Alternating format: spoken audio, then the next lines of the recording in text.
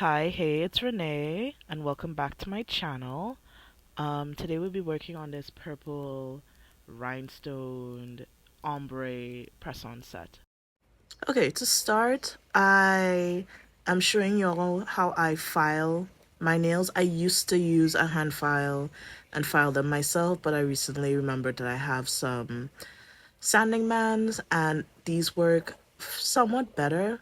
You just pass the sanding band over the entirety of the nail and that basically preps everything for the set.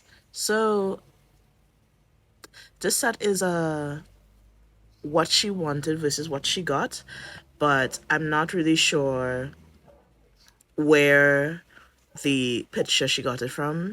I'll try to insert the picture somewhere here, but it's a recreation, but like with my own twist, because she wanted it to be more of a standard coffin shape instead of like a tapered square from the original photo. And it's slightly different, obviously, because I have some different gel polish. The purple that I'm using is a different tone of purple compared to like the reference picture was more of a deep lavender. So it's basically the same thing but with some liberties. Same thing with the rhinestones. It's not like the same rhinestones that the original person had. So once again, I'm just making it my own in a way. So I didn't copy it in its all entirety. So I'm filing away and then I'm using a base coat to cover them. I'm using the same base coat, which is the Orly Gel FX. I think they call it the Bodyguard. Yeah, they call it a bodyguard gel overlay, but I use it as a base coat. Before I do that, as you can see on the video, I forgot to wipe off all the extra dust that my sanding band would have left on my nail. Now I'm applying the base coat. Like I said, I always use this one. I invest in this particular brand because I use it as a building in a bottle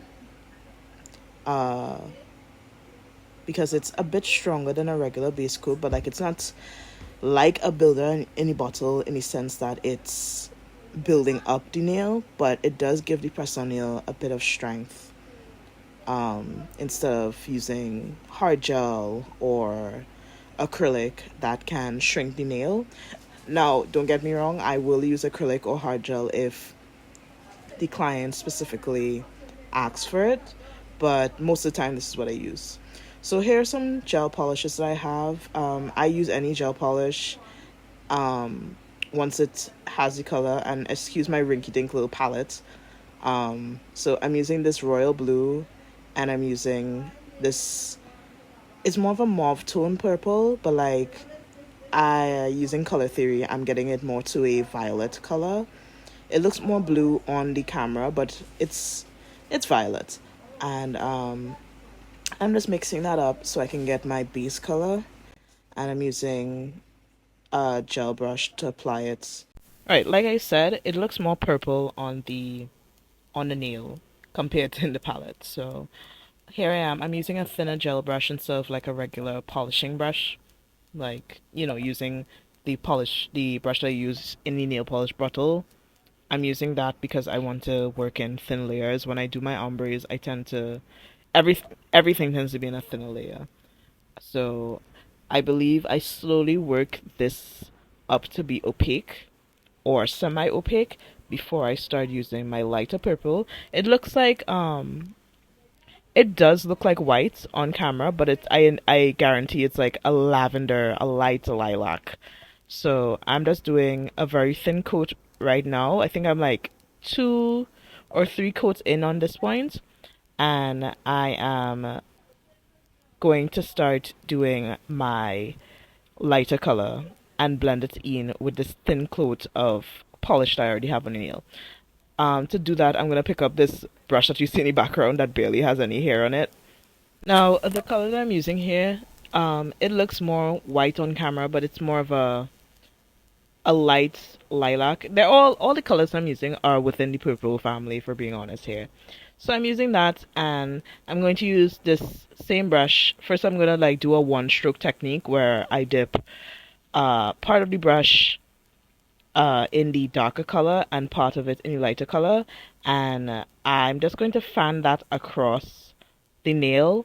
And what's going to help it blend, at least the way that I do my gel polish ombres, what's going to help it blend is that darker uncured gel that's actually on the nail. That's going to help the blend of the lighter color into the darker color. Once it's like, basically I do everything, make sure everything is wet and uncured before I like cure my first layer. So I'm showing you again on the index finger. You just go back and forth, and you'll see me picking up my other brush to basically add the darker purple onto the nail so the fade could be a bit more flawless. Once again, if you're recreating this set, I don't think you have to be as particular as I am at this moment. I think I was just enjoying myself doing the artistic aspect of it. There is no need to be doing all of this because I doubt the original artist did all of this. But yeah, I'm just showing you what the beginnings of my ombres tend to look like.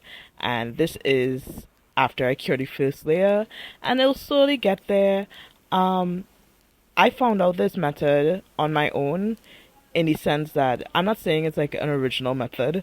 I'm just saying that after growing up and using makeup sponges to do ombres and fades on my natural nails back when I was a natural nail girly and I was using what you call it, regular polish. It used to suck up all the polish back then, and now that gel polish is expensive, I don't need a makeup sponge sucking up my gel polish, and I don't tend to buy like, the big bottles of gel polish because I like to mix my colors, so it doesn't really make sense. I don't mind mixing colors. So I tend to buy, the 10 ml, the 7 ml. And I know if I were to use a makeup sponge, it would be a waste of product in my eyes. I could be wrong, but I rather do my fades and ombres with my brush, and then maybe to like perfect it, I'll do like a layer or two with a makeup sponge just to make sure that like it's dispersed properly and it looks nice. So I think this is my third layer, and inevitably your nail is going to be smoother because after a while your makeup sponge will leave residue, I guess. So now that I'm finished with my fade, I'm using a gel top coat. So here's a small hack I use when it comes to working with crystals and crystal adhesion. I like to use a top coat where you have to wipe off the sticky layer. And the reason behind that is it might sound a bit absurd and it probably has no like standing behind it. I think it gives me a tiny bit more security because while I do know gel sticks to gel, uncured gel sticks to uncured gel a bit better. So what I'm saying is, for those who don't know, top coats or any gel polish really that has a sticky layer, it's basically uncured gel because I believe it's a chemical reaction with the air, the gel and the air while it's in the curing lamp. I'm sure there's better people to explain this, but that's basically the gist of it. So if you were to test that theory out, if you were to paint a nail with a polish that has a sticky layer, and you paint the nail and you cover it with saran wrap or something and then put it in light, because there's no air between the saran wrap and the gel polish, it wouldn't have that chemical reaction with the air to make the top coat sticky, so you wouldn't have like uncured gel polish. So with that being said, like I said, I think that while gel sticks to gel, the fact that I have a sticky layer and I'm using more uncured gel, which is the rhinestone glue, it would stick a bit better to me, in my eyes. I could be completely wrong, but that's just how I do things over here. So this is a simple rhinestone work. It's not too complicated. It's just some crystal work. around the cuticle, and I'll leave you to watch the rest of this because it's nothing too complicated. I don't think I have to just explain much until I reach the actual complicated rhinestone nail. So I'll just leave you all to watch this.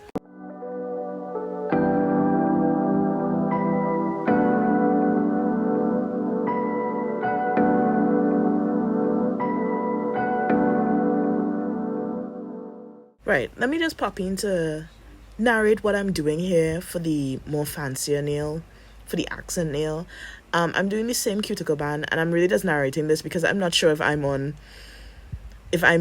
the view of the camera for the rest of this video. I'm really not sure. So as you can see here, which you can't because I'm out of frame, I am fighting the gem gel because it was a hotter day that day, and the rhinestone gel was quite on the liquidy side. So what I did is, I think I switched out the rhinestone for a bigger one. Right, so I did the cuticle band with rhinestones, and then I used a larger diamond-shaped rhinestone. I'm surrounding it with some, maybe SS5. I'm trying to remember the lingo, y'all. I'm trying to remember the sizes of these rhinestones, but like they're really just jumbled up in a box. So I'm using, I think I did a flash cure. Yes, I flash cured it because it was really slipping off the nail.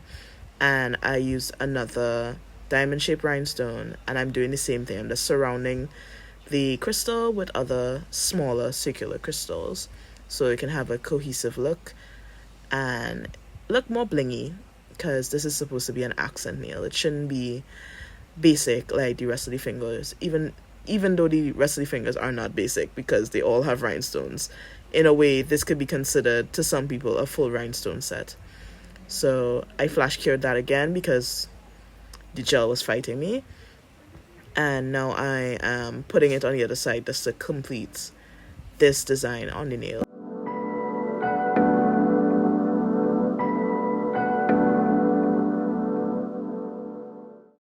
Right, now after the struggle bus that was doing rhinestones on a hot day, I am now wiping off any sticky layers. I'm using acetone and just a paper towel and wiping off the sticky layer and subsequently polishing the rhinestones. Now this isn't like the final step before like I pack them in the boxes. I wipe them off, and now I am going to basically file away any imperfections with a hand file. So the little notch that the little notch that's be on top of the nail, at the tip of the nail, I'm filing away that. I'm also filing the sides slightly to just regain a bit of my shape. No, this doesn't ruin the nail because I'm not filing so much down to the fact that I'm filing off the gel polish, and then I'm buffing back the top because I'm going to be putting another coat of top coat. By doing this, I'm basically giving my nail a neater look. So my shape will look crisper, and I wouldn't have any lumps or bumps at the sides or on the surface. So I'm basically rendering the nail and making sure it's the highest quality and it fits my quality. So I fold my own boxes for my nails. This keeps my prices on the cheaper side because I don't have to look for boxes or buy those little resealable bags. So like I said in previous videos, I am crafty. I grew up doing crafts and stuff, so this is easy work for me. I can make boxes with my eyes closed. So I'm using the same nail base to stick on the nail. And as you can see, this isn't like 10 nails, this is 12 nails actually, because my client specifically asks for, I think, additional, I think it's a pair of 4s, I think. So that's what I did. And in a way, she got like 2 accent nails. So this is what they look like. This is, and well, you see me fixing it up in the box. Also, I wear gloves when I pack my nails because after I wipe them down, that's all I want to wipe them down. I don't want to risk letting acetone drip anywhere on the box and messing up everything. So After I wipe them down, the gloves go on, and then I start packing them. And this is basically the finished result. I really like them. I hope you all liked them too. I hope you liked watching the method to my madness, and I hope I'll see you in the next video. Bye bye.